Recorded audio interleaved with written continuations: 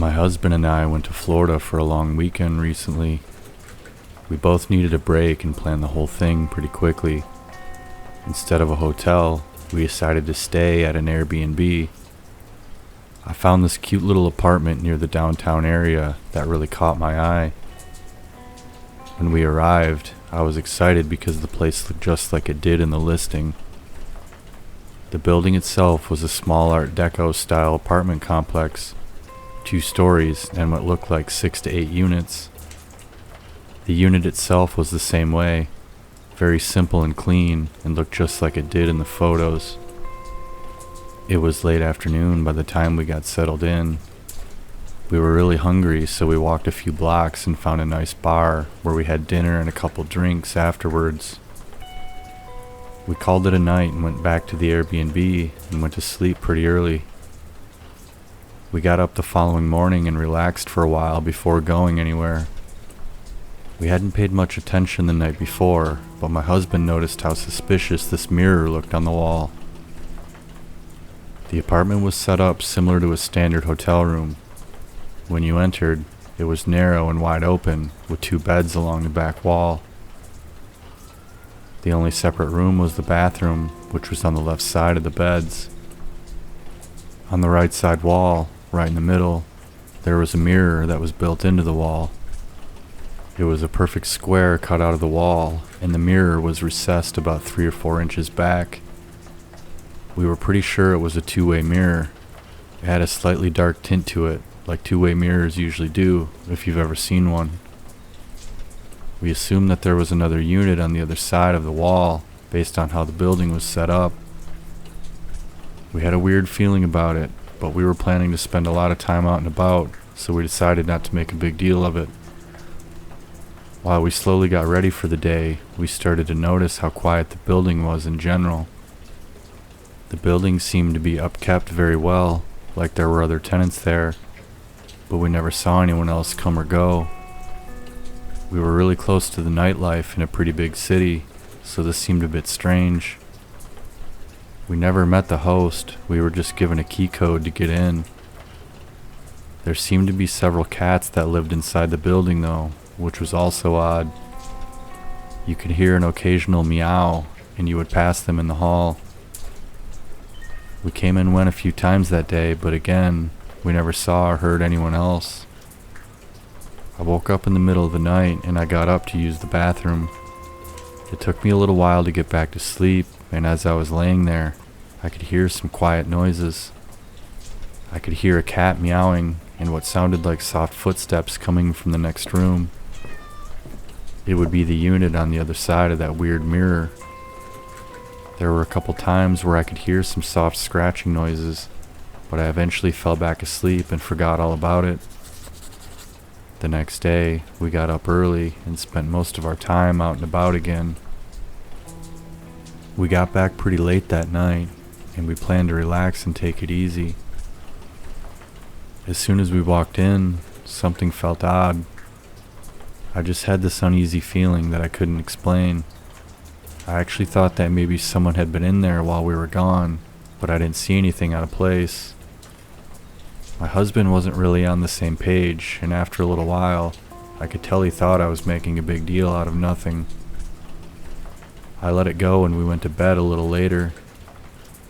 Just like the night before, I woke up at some point, but this time I had a really bad feeling. As I laid there for a moment, I heard a couple sounds, but they seemed much closer than the night before. I sat up and looked around the room, but it was pretty hard to see. There was barely any light. As my eyes panned, I noticed a very soft sliver of light on the floor near the wall.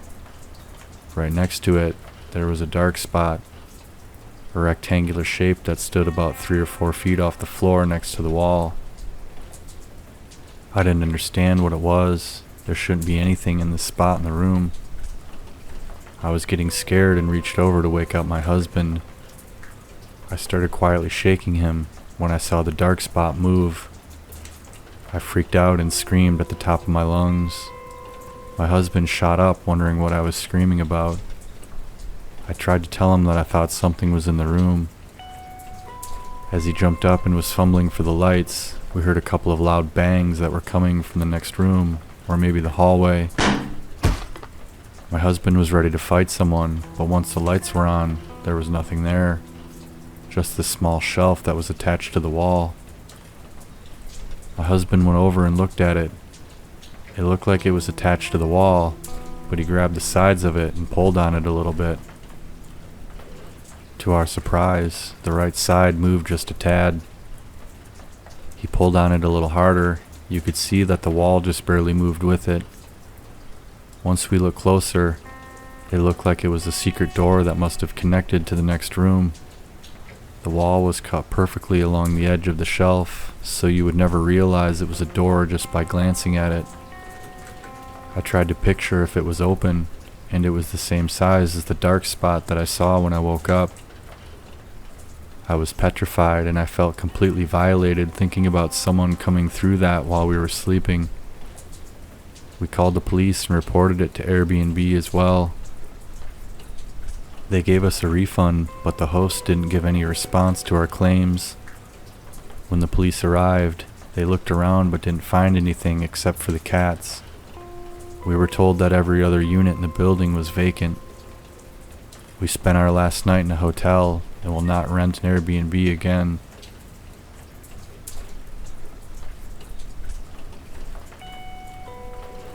About a year into the pandemic, I was in the process of moving down to the Atlanta area. I'm a man and was in my late 20s at the time. I was moving from Ohio with my dog, Chip, a lab pit mix. I wanted a fresh start, but I didn't really have a full plan set up. I reserved an Airbnb for 8 weeks with the assumption that I could find a more permanent place to live during that time. I communicated with the Airbnb host multiple times on the way down. I was pulling a trailer and wanted to make sure I had a place to park it for a day or two until I could get everything unloaded at a storage unit. During the phone conversation with the host, I learned that they were not present on the property. The one-story house was in a residential neighborhood, and there were actually 3 different rental units there that they rented out through Airbnb. I was in the small garage loft, but there was the main rental in the center and another smaller unit on the opposite side of the house. They had assigned parking for each. The host let me know where I could park the trailer, and during that conversation, they mentioned that there was someone staying in the main portion currently. She mentioned this, stating that the guest sounded really nice and would likely be willing to work with me if I needed some extra space to unload for a bit. I arrived later than expected. It was a Saturday night in December, and it was already dark out, and I think it was around 9 or 10 p.m. when I pulled up to the property. There was a black SUV in the driveway, which I assumed was the guest staying in the main section of the house. I was feeling really strung out from the long drive, and just wanted to get inside and go to sleep. I was carefully backing up my trailer between the SUV and the nearby fence when I got out to make sure I wasn't getting close to anything. A couple walked up to the SUV. A woman got in while a man walked over and asked what I was doing, almost like he was suspicious or something. I told him I was staying in the garage loft. He looked relieved and told me to have a good night, and they left. That was the extent of the conversation. I assumed that they were the guests staying in the main section, but they never confirmed that or anything. I took a few things inside and got situated. I started watching something on Netflix and laid down trying to relax. Despite how tired I felt physically, my mind was pretty wound up, so I wasn't able to sleep right away. A couple hours passed and I realized I had left something in the trailer that I wanted to bring inside. I got up and decided I would take Chip out one last time while I grabbed it. I held the leash as I unlocked the trailer door, and Chip was kind of sniffing around, and then I heard him very faintly starting to growl. This is a little unusual since he's a really friendly dog. I looked up and his attention was on a man standing in the yard near the house. It was kind of dark, but I could see he looked a little gritty, probably in his 40s, had some long hair and a scrappy looking beard, a black t-shirt and black pants on. I greeted him by saying, "Hey, how's it going?" He didn't say anything, just sort of gave me this subtle smirk of acknowledgement and then put a cigarette in his mouth and lit it. Then he turned and faced the other direction. I didn't give it much thought or care. I wasn't really looking to have a conversation either. I assumed he was another guest and wanted to be left alone. I went back inside and fell asleep shortly after. Over the next couple weeks, I'd noticed that I wouldn't see a car in the driveway for a couple days. Then there'd be a new one for a few days, and so on. Something you'd expect if there were different guests renting the other units for a couple days at a time. I didn't really see anyone though, but once in a while I could hear some faint voices through the wall. It was maybe the third or fourth week I was there, and I saw another new car one day. I remember it was a white convertible Mustang. There were a group of at least 4 women that were staying in the main unit. Later that day, I crossed paths with them when they were leaving and I was getting back. The group looked to be maybe a mother and her daughters. There were 2 younger teenagers and another girl who was in her late teens, early 20s. We said hello to each other and they all got in the car and left. Over the next few days, I ran into them pretty frequently. They were always coming and going in different groups. Sometimes they'd all leave together, but oftentimes it was just 2 of them.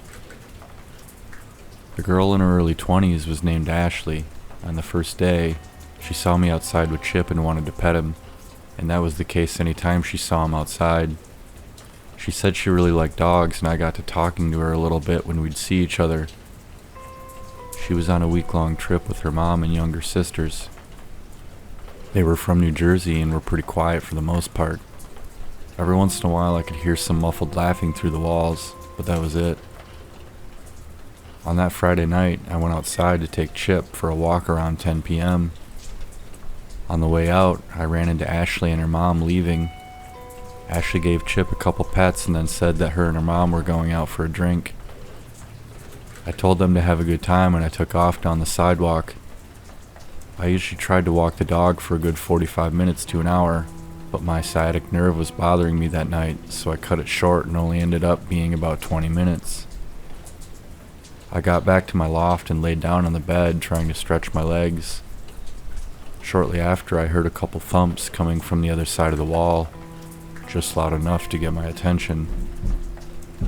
Then there was a much louder bang, followed by an intense female scream that seemed to end abruptly in the middle. I was listening closely now.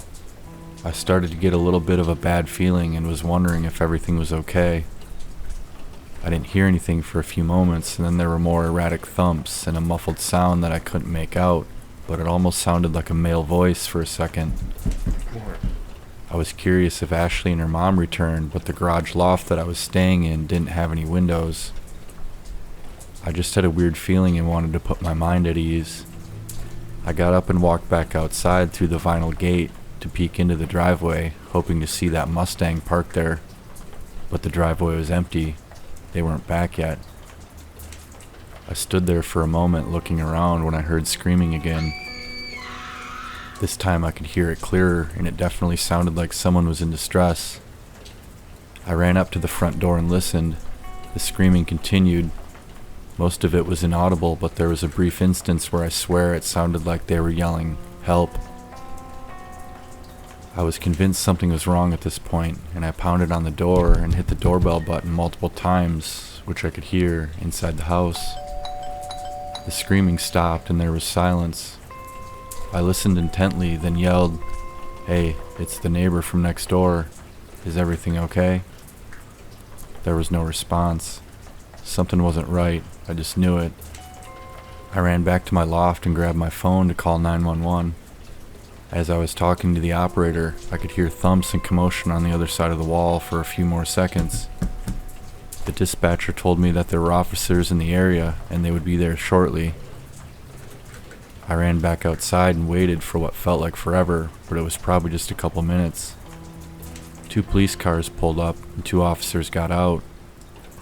I quickly told them what I heard and that it sounded like someone was in trouble in there.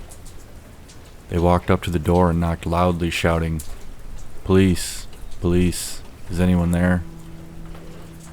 As they waited and shined their lights into the window, Ashley and her mom pulled up in the street. I don't think the car even made a complete stop before the mother ran up, wondering what was going on and asking if the girls were all right. I told her I heard screaming, and the police said they wanted to go inside because no one was answering. She confirmed that the girls should be in there, and she gave the officers the key. They instructed us to wait outside near the road while they went inside to check things out. One of the officers radioed for backup as they went up to the door and walked in. Maybe 30 seconds went by before one of the officers walked back outside with the two daughters. They were hysterical, but they didn't appear to be injured. They ran to Ashley and her mom as they cried with relief. The officer ran back inside. I stood there silent, waiting for some kind of clue as to what was going on. The girls were so worked up you couldn't really make sense of what they were saying. About a minute later, you could hear the officers yelling, "Show me your hands. Get on the ground." My heart sank. There was someone else inside. It was about this time when two more police cars arrived, and as they did, the first two officers walked out of the house with the man in handcuffs. The look of horror on the mother's face was something I'll never forget. When they got close to one of the cars to put the man inside, I got a clean look at him in the flashing lights. It was that same man that I saw on the first night I arrived there, the one smoking a cigarette in the front yard that didn't say anything. I was able to get more of a story a little later. Apparently the two younger sisters were watching TV when the man came into the bedroom out of nowhere with a knife. He was trying to restrain them. There was a struggle, and that's when they started screaming. He was eventually able to get them down, and he threatened to use the knife if they weren't quiet when I started knocking on the door. It's unclear exactly what his intentions were. When he heard the police knocking a couple minutes later, he told the girls to stay quiet and he disappeared, although he didn't make it very far since they caught him. The women stayed elsewhere that night and never came back to that Airbnb, obviously. I was able to finish my stay in the loft for the remaining time. The following week, the host was there with a small work crew. I was able to talk with them briefly. They told me that they found evidence that the man had been living in the crawl space, most likely for months based on the amount of trash and stuff that was down there, and he was able to come and go undetected.